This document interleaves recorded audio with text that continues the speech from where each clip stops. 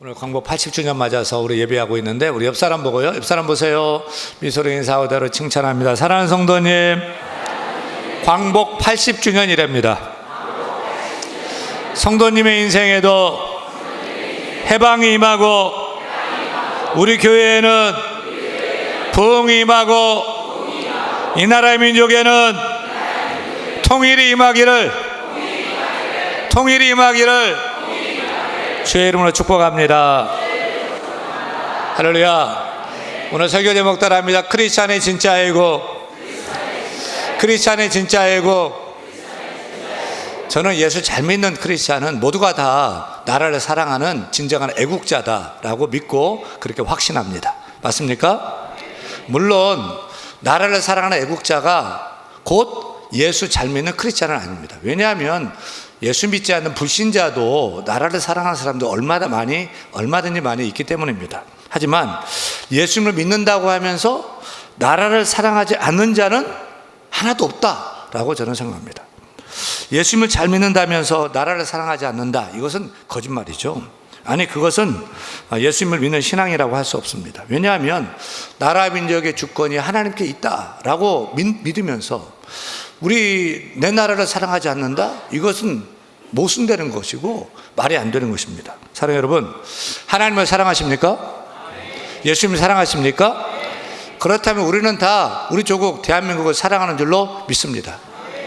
기독교는 국경과 조국은 없어도 기독교인에게는 국경과 조국이 있기에 예수 믿는 신앙인 한 손에는 성경, 한 손에는 태극기를 높이 들고 우리 조국 대한민국이 하나님 뜻을 거역하는 반성경적인 나라, 반기독교적인 나라가 아니라 세계 수많은 나라 중에서도 하나님이 기뻐하시는 나라 하면 대한민국이 되도록 힘써야 할 줄로 믿습니다. 예수 잘 믿는 나라 하면 대한민국이 되고, 교회가 제일 많고 교회가 부흥하는 나라 하면 대한민국이 되고, 정치, 경제, 사회, 종교, 예술 모든 문화가 성경대로 경영되는 나라 하면 대한민국이 되어서 우리 조국 대한민국이 예수왕국, 성경왕국, 선교왕국이 되고 통일왕국이 될 수 있도록 우리는 애국하며 기도해야 할 줄로 믿습니다. 이렇게 신앙과 애국이 함께 가는 이 패턴은 우리 역사 속에서 많이 찾을 수가 있습니다. 일제 압제 당시에 3.1운동 때 우리 민족의 대표 33인 중에서 16명이 기독교인이었습니다. 그 당시 기독교인은 전 국민의 4%밖에 되지 않았는데 예수 믿는 기독교인이 50% 이상이었습니다. 3.1 만세 운동 이후에는 1919년 4월 10일에 중국 상해에 임시정부를 세울 때 그때 선언문은 이렇게 기록하고 있습니다. 우리는 한반도 조국에서 만세 운동을 통해 하나님 나라를 건설하고자 한다. 믿음의 선각자는 이 땅에 하나님 나라를 세우기를 염원했던 것입니다. 1945년 8.15 해방되던 해 신앙심이 깊었던 김구 선생님은 상해 임시정부 주석이라는 자격으로 11월에 연설을 했는데 그 전문에 이렇게 기록되어 있습니다. 이제 세워질 신생 독립국가 대한민국은 기독교 진리 위에 세워져야 합니다 라고 말입니다. 또한 1948년 7월 17일 우리나라 대한민국의 헌법을 제정하기 위해 제헌의회가 열렸을 때 첫 행사는 임시의장을 뽑는 일이었습니다. 그때 이승만 박사가 임시의장이 되었는데 그의 첫 마디가 무엇이었을까요? 여러분, 신생 독립국가 대한민국을 허락하신 하나님께 감사 기도를 드립시다. 이윤영 목사가 올라와서 감사기도 드리겠습니다. 그때 재헌 국회의원 중에는 불교 신자도 있고 유교, 천도교 신자 등등 여러 다양한 종교의 국회의원들이 있었지만 이승만 의장은 우리 종교와 상관없이 나라를 허락하신 하나님께 감사기도합시다 라고 했을 때 모든 의원들은 두 눈을 감고 대한민국을 이 땅에 허락하신 하나님께 감사하며 기도했습니다. 1910년 한일합방으로 우리나라의 주권이 일본에 빼앗겼을 때 일제 치하에서도 벼슬을 사양하고 일본 사람들이 몰래 돈을 주고 통탁을 해도 거절을 하고 심지어 옥고를 치르면서도 조국의 독립을 위해 싸우는 애국지사들이 있었습니다. 그들 이름 하나하나는 우리가 배웠던 국사책에 정말 기라성 같은 민족의 지도자 이름으로 거론되는 그 사람들의 공통점이 하나 있었습니다. 그것이 무엇일까요? 모두가 다 예수 잘 믿는 기독교인, 크리스찬이었다는 것입니다. 서재필, 안창호, 윤치호, 이승만, 김구, 이승훈, 조만식, 김용기, 남궁옥, 김야계, 문용기, 이상재, 김조신, 유해영, 이준, 신채호, 주시경 등등 수많은 민족 운동가들이 예수 잘 믿는 크리스찬들이었습니다. 당시 교회 예배당은 독립운동의 본진이라 해도 과언이 아니었습니다. 일제 당시에 전국적인 네트워크를 가진 조직은 교회밖에 없었거든요. 그래서 나라가 어려울 때마다 한국교회는 삼천리 방방곡곡에서 성도들이 예배당, 교회당에 모여서 나라를 위해서 기도하고 나라의 독립에 앞장섰던 것입니다. 따라서 오늘을 사는 우리는 그 성각자들의 하나님 사랑, 나라 사랑, 예수 사랑, 나라 사랑의 스피릿, 그 정신을 계승해야 할 줄로 믿습니다. 우리도 예수님을 사랑하며 나라 민족을 사랑하는 애국자가 되어야 할 줄로 믿습니다. 우리가 예수 믿는 신앙심도 으뜸되어야 되겠지만 우리 신앙인의 애국심도 으뜸되어야 할 줄로 믿습니다. 우리 대한의 모든 성도들은 예수 사랑, 나라 사랑할 수 있기를 축원합니다. 그래서 오늘 설교 제목은 크리스찬의 진짜 애국, 진짜 애국. 따라합니다. 크리스찬의 진짜 애국. 오늘 광복 80주년을 기념하는 주일입니다. 80년 전 하나님께서 이 땅을 묶었던 쇠사슬을 끊으시고 자유를 주셨습니다. 오늘 우리는 그 크신 은혜를 기억하며 다시 나라 사랑할 것을 결단해야 합니다. 그런데 저는 오늘 한 가지 꼭 묻고 싶어요. 우리 예수 믿는 크리스찬은 나라 사랑은, 우리 예수 믿는 크리스찬이 나라를 사랑한다는 것은 무엇일까요? 태극기를 개항하는 것일까요? 군대를 다녀오는 것입니까? 애국가를 사절까지 외우고 노래하는 것입니까? 8.15 광복절에 광장에 나가 태극기를 흔드는 것입니까? 예, 물론 그것들도 나라 사랑의 소중한 표현들이 될 수 있습니다. 그러나 성경은 더 깊고 더 근본적인 나라 사랑을 말합니다. 정치보다, 제도보다, 운동보다 더 먼저 해야 될 일을 말합니다. 그것이 무엇일까요? 그것은 바로 기도입니다. 성경이 말하는 나라 사랑은 기도입니다. 성경이 말하는 나라 사랑, 애국하는 길은 역사의 주관자가 되시는 하나님께 나라를 맡기며 무릎으로 기도하는 일을 말합니다. 오늘 우리가 읽은 사무엘상 12장 23절에서 사무엘은 이렇게 말하죠. 나는 너희를 위하여 기도하기를 싫은 죄를 여호와 앞에 결단코 범하지 아니하리라. 우리 사무엘의 고백으로, 여러분의 고백으로 같이 읽겠습니다. 나는 너희를 위하여 기도하기를 싫은 죄를 여호와 앞에 결단코 범하지 아니하리라. 아시다시피 사무엘은 종교 지도자인 동시에 정치 지도자였어요. 그래서 그는 제사도 드리고 백성도 다스리고 국정도 운영하고 재판도 했습니다. 그런데 왕정시대가 시작되면서 그는 지도자의 자리를 내려놓아야 했습니다. 그 순간 보통 사람이라면 이렇게 말했을 거예요. 이제 나는 할 일이 없다. 이제 젊은 사람들에게 맡기고 나는 편안한 노후를 즐겨야 되겠다. 그러나 사무엘은 달랐습니다. 사무엘은 지도자의 자리를 잃었어도 기도의 자리는 잃지 않았습니다. 권력은 내려놓았지만 하나님을 향한 무릎은 내려놓지 않았습니다. 백성 앞에서는 물러났지만 하나님 앞에서는 물러서지 않았던 것입니다. 그는 나는 기도하기를 싫은 죄를 여호와 앞에 결단코 범하지 않겠다고 하면서 밤낮으로 나라와 민족을 위하여 기도의 손을 높이 들었던 것입니다. 왜요? 사무엘은 너무나도 잘 알았기 때문에. 나라가 무너지는 것은 경제 때문이 아니고 군사력 때문만이 아니라 하나님과의 관계가 끊어질 때인 것을 너무나도 잘 알았던 것입니다.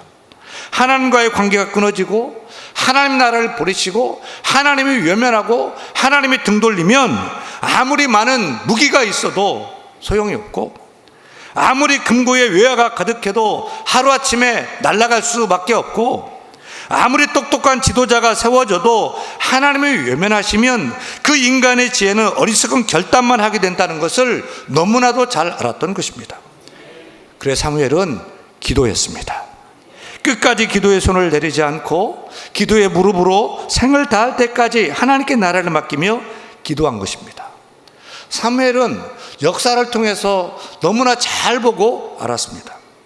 하나님이 함께 하시면 그 어린 목동 다윗도 구척거인 골리앗을 쓸어 넘어뜨리는 것을 알았고 하나님이 함께 하시면 숫자가 아무리 적어도 전쟁에서 승리한다는 것을 잘 알았던 것입니다.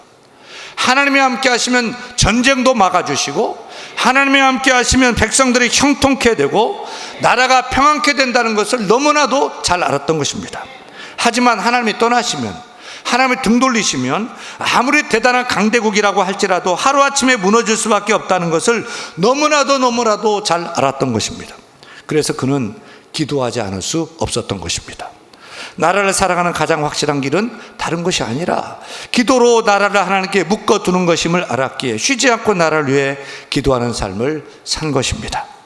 사랑하는 성도 여러분, 이것이 오늘 우리가 해야 할 일입니다. 기도하는 일이 우리 믿는 크리스찬이 해야 할 애국하는 일인 줄로 믿습니다. 그런데 우리는 나라 걱정을 하면서도 기도는 하지 않습니다. 정부를 욕하고 비방하면서도 기도는 하지 않습니다.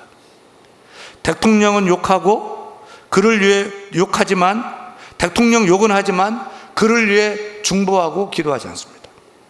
북한을 두려워하지만 북한 정권이 무너지고 북한 동포들도 자유를 맛보며 그들과 함께 예배하는 통일의 날이 올 것을 위해서 기도하지 않습니다. 자녀의 미래를 걱정하면서 우리는 새벽을 깨우지 않습니다. 그러니 자꾸만 나라가 딴 길로 가는 것입니다. 여러분, 기도가 사라지면 길을 잃게 됩니다. 희망이 사라지게 됩니다.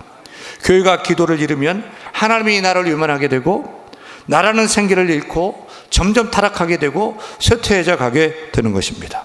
사랑하는 여러분, 나라의 운명을 정치인에게만 맡기지 마십시오. 군사력과 경제력에만 의지하지 마십시오. 나라를 살리는 힘은 대통령도 국회도 경제계도 군대도 아닙니다. 나라를 살리는 힘은 하나님 앞에 무릎 꿇는 기도에서 나오는 줄로 믿습니다. 새벽마다 밤마다 꺼지지 않는 성도들의 기도 소리가 이 나라를 살리는 능력이 되고 민족을 회복시키고 다음 세대를 살리는 하나님의 방법임을 믿고 우리는 기도해야 할 줄로 믿습니다. 사랑하는 여러분, 우리나라가 잘 되기를 원하십니까? 우리 조국 대한민국이 하나님이 기뻐하신 나라가 되기를 원하십니까? 그렇다면 하나님께 기도하시길 바랍니다. 나라를 사랑한다면서 기도하지 않는 애국은 껍데기일 뿐입니다. 기도 없는 애국은 헛된 구호에 그칠 뿐입니다. 사랑하는 여러분, 기도하십시다. 나라를 위해 기도하십시다. 기도가 애국입니다. 기도가 나라를 살리는 길입니다. 기도하십시다. 우리가 살아가는 조국 대한민국을 하나님께 맡기는 기도를 오늘도 하나님께 올려드려야 할 줄로 믿습니다. 하나님과 이 나라의 관계를 붙잡는 기도의 무릎이 진짜 애국자의 무릎인 것을 알고 오늘도 우리는 기도의 무릎으로 나가야 할 줄로 믿습니다. 왜 우리 크리스찬은 나라를 위해서 기도해야 될까요? 왜 우리는 나라를 위해서 기도해야 될까요? 세상 사람들이 나라를 살아가는 방법은 다양합니다. 어떤 사람은 정당에 가입해서 정치적인 목소리를 냅니다. 어떤 사람은 광장에 나가 머리에 띠를 두르고 구호를 크게 외칩니다. 어떤 사람은 사회운동에 참여해서 법과 제도를 바꾸려고 애를 씁니다. 이 모든 것은 나름의 애국일 수 있습니다. 그런데 우리 크리스찬은 달라야 합니다. 우리는 세상에 쓰는 방법보다 더 근본적인 방법을 알고 있기 때문입니다. 그것은 바로 기도인 줄로 믿습니다. 하나님께 기도하는 것입니다. 왜입니까? 지금 이 나라가 병에 걸렸기 때문입니다. 그것도 중병, 망국병에 걸렸습니다. 이른바 3대 망국병, 우리 민족을 병들게 하고 죽게 하는 3가지 병에 걸렸는데 어찌할 바 모르고 시름시름 앓고 쇠해져 가고 있습니다. 이 망국병이 경제적인 위기일까요? 정치적인 혼란일까요? 그것은 결과일 뿐, 진짜 병은 더 깊고 더 심각한 것들입니다. 여러분, 우리 조국의 3대 망국병이 무엇이라고 생각합니까? 첫 번째 망국병은 초저출산병입니다. 그냥 저출산이 아니고 초저출산병입니다. 한 여성이 2.1명을 낳아야 사회가 지속 가능하게 됩니다. 그런데 2.1명 미만이면 저출산이고 1.3명 미만이 되면 나라가 사회가 소멸되기 시작하는 것입니다. 근데 우리나라는 지금 현재 어떻게 되죠? 통계청의 발표에 의하면 2024년 우리나라의 합계 출산율은 0.72명입니다. 세계 평균이 약 2.3명인데 우리나라는 그 절반도 아니고 0.7명입니다. 우리가 사는 서울은요 0.5명입니다. 두 부부가 결혼해서 평균 하나도 아닌 반명을 낳는다는 것입니다. 경제협력개발기구 OECD 38개 국가 중에서 압도적인 꼴찌입니다. 여러분, 우리 조국 대한민국은 이제 아기를 낳지 않는 나라가 되었습니다. 아기를 낳지 않으면 어떻게 됩니까? 학교가 문을 닫습니다. 선생님은 넘쳐나는데 학생이 없는 것입니다. 그러면 일할 사람이 없습니다. 그러면 공장이 안 돌아가 됩니다. 기업이 쇠하게 됩니다. 그러면 먹고 살 것이 없어집니다. 나라를 지킬 군인도 없게 됩니다. 노인만 낳는 나라가 됩니다. 결국 국방력도 경제력도 무너지고 나라의 지속 가능성이 사라집니다. 따라서 초저출산병은 나라의 재앙입니다. 아기를 낳지 않으면 나라의 미래가 없는 것입니다. 내일이 없는 것입니다. 세계 역사에 아기를 낳지 않아서 사라진 민족은 여태까지는 없습니다. 그런데 우리나라가 그 첫 번째가 될 가능성이 가장 큽니다. 또 그렇게 될 상황입니다. 그러면 아기를 낳지 않는 문제를 어떻게 해결할 수 있어요? 아기를 낳는 대로 돈을 많이 주면 될까요? 억씩 주면 될까요? 여러분, 정말 이게 돈의 문제일까요? 2006년 이후에 정부가 저출산 극복을 위해 투입한 예산이 자그마치 306조 원이 넘습니다. 306조 원이라는 돈은 아기를 낳을 때마다 집 한 채씩을 사주었어도 남는 돈이 306조 원입니다. 그런데도 출산율은 오히려 더 떨어졌습니다. 세계 꼴찌입니다. 왜 그렇습니까? 이건 돈으로 풀 수 있는 문제가 아니기 때문입니다. 법과 정책으로만 풀 수 있는 문제가 아니기 때문입니다.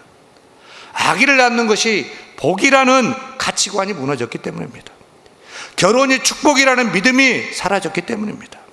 생명이 하나님 주신 선물이라는 진리를 잃어버렸기 때문입니다. 그래서 우리는 깨달아야 됩니다.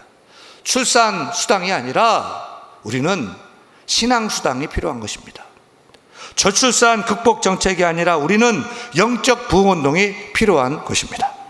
우리 안에 하나님 주신 가정의 가치가 회복되고 결혼의 중요성이 회복되고 생명의 소중함이 회복될 때 그때 비로소 출산율도 다음 세대도 살아나게 될 줄로 믿습니다. 그래서 우리는 기도해야 되는 것입니다. 돈 이전에, 정책 이전에, 제도 이전에 생각이 바뀌도록 기도가 먼저인 것입니다. 사랑하는 여러분, 기도도 가정을 살리고, 기도로 가정을 살리고, 기도로 다음 세대를 살리고, 기도로 나라가 지속 가능하게 하고, 기도로 미래 있는 나라를 만드는 진짜 애국하는 크리스찬 저와 여러분 다 될 수 있기를 간절히 축원합니다. 축원합니다. 우리나라의 두 번째 만국병은 무엇일까요? 두 번째 만국병은 거짓의 병입니다. 따라합니다. 거짓의 병. 신뢰가 붕괴된 병이죠. 우리 사회는 진실이 죽은 사회입니다. OECD 국가 중에서 위중률 1위가 대한민국입니다. 일본보다 무려 500배나 더 높습니다. 사기 범죄 역시 OECD 1위입니다. 위중 조작, 무고, 음모, 조롱이 우리 사회 곳곳에 넘쳐나고 있습니다. 심지어 교회까지도 거짓 뉴스, 거짓 평판이 떠돌고 사람들은 확인 없이 믿고 퍼나릅니다. 국민의 대표라는 정치인들조차도 거짓말을 일삼고 있습니다. 전과 몇 범이 되어도 능력만 있으면 된다며 거짓과 부정을 대수롭지 않게 여기고 있습니다. 이제 우리는 거짓에 분노하기는커녕 사람은 다 그럴 수 있어 라며 거짓에 관용하고 거짓에 무감각한 병에 걸린 것입니다. 그러니 둘러보십시오. 이제는 믿을 수 있는 사람이 없게 된 것입니다. 거짓이 만연한 사회가 된 것입니다. 정직하고 신뢰를 지키는 사람은 바보가 되는 사회가 되었습니다. 아무리 법을 지키고 제도를 바꿔도 신뢰를 잃으면 그냥 끝이잖아요. 거짓은 만국의 징조입니다. 성경에서 하나님의 가장 싫어하는 것이 거짓입니다. 하나님은 거짓을 심판하고 거짓이 가득한 민족을 스스로 무너지게 하십니다. 도산 안창호 선생님이 이런 말을 했죠. 정직은 우리 민족이 살 길이며 거짓은 망하는 길이다. 정직한 국민만이 강한 나라를 세울 수 있다. 그렇습니다. 정직이 무너지면 근간을 잃게 되는 것입니다. 토대, 근간이 무너지게 되는 것입니다. 정직이 무너지면 그래서 나라가 무너지고 망하게 되는 것입니다. 그러므로 우리 크리스찬만이라도 진리 되신 하나님 앞에 무릎을 꿇고 정직한 양심을 회복해야 할 것입니다. 기도로 내 마음의 거짓을 내려놓고 진리 되신 하나님 앞에 나부터 정직한 사람이 되고 우리 사회가 정직한 사회가 되도록 기도해야 할 줄로 믿습니다. 기도는 거짓으로 골마 터진 이 나라를 살리는 하늘이 주신 거룩한 항생제가 되는 줄을 믿고 우리는 나부터 거짓말하는 병을 치료하여 정직을 회복하고 우리 사회가 정직한 땅이 되도록 기도해야 할 것입니다. 우리나라의 세 번째 만국병은 따라합니다. 분열의 병이다. 지금 대한민국은 모든 것이 양극화되어 있습니다. 정치도, 세대도, 성별도, 지역도, 이념도, 교회까지도 갈라져서 양극화되고 있습니다. 이 정도면 대한민국은 분열 특허국 수준입니다. 정말 하나가 안 되는 나라가 대한민국입니다. 여러분, 이런 병든 나라를 어떻게 고칠 수 있을까요? 정치인이, 대통령이 고칠 수 있을까요? 그래서 바꿔보는데 되던가요? 또 바꿔봤어요. 되던가요? 그러면 시스템이 바뀌고 법과 정책이 바뀌면 될까요? 병든 나라를 살리는 방법은 정치적 수술만으로는 불가능합니다. 경제적 처방만으로도 완치되지 않습니다. 그러면 학교 교육으로요? 학교 교육은 더 무너지고 더 타락을 방조하고 있는데 교육으로도 안 되는 것입니다. 오직 하나님께서만 고칠 수가 있습니다. 하나님이 고쳐주셔야만 고칠 수가 있는 것입니다. 여러분, 하나님이 혼수 상태에 빠진 이 나라를 고치는 방법은 다른 것이 아닙니다. 기도입니다. 기도입니다. 하나님께 부르짖는 기도입니다. 역대하 7장 14절에서 이렇게 하나님이 약속합니다. 같이 읽겠습니다. 내 이름으로 일컫는 내 백성이 그들의 악한 길에서 떠나 스스로 낮추고 기도하여 내 얼굴을 찾으면 내가 하늘에서 듣고 그들의 죄를 사하고 그들의 땅을 고칠지라. 한 번 더요. 내 이름으로 일컫는 내 백성이 그들의 악한 길에서 떠나 스스로 낮추고 기도하며 내 얼굴을 찾으면 내가 하늘에서 듣고 그들의 죄를 사하고 그들의 땅을 고칠지라. 사랑하는 여러분, 우리 예수 믿는 크리스찬들이 스스로 낮추고 하나님께 기도하며 하나님의 얼굴을 찾고 구할 때 하나님께서 우리의 기도를 들으십니다. 하나님께서 우리 죄를 사해 주시고 이 땅을 고쳐줄 줄로 믿습니다. 여러분, 이 나라의 만국병을 고칠 수 있는 이는 사람이 아닙니다. 하나님이십니다. 하나님이십니다. 하나님만이 고칠 수 있습니다. 그렇게 기도하는 사람이 진짜 애국자인 것입니다. 무릎 꿇는 사람이 진짜 나라를 사랑하는 사람인 줄로 믿습니다. 따라서 우리가 먼저 하나님께 무릎 꿇고 엎드려 하나님의 도우심을 구함으로 이 나라의 민족이 하나님의 손에 붙잡혀 경영되는 축복의 나라가 되도록 기도하는 진짜 애국자가 여러분 다 될 수 있기를 간절히 축원합니다. 축원합니다.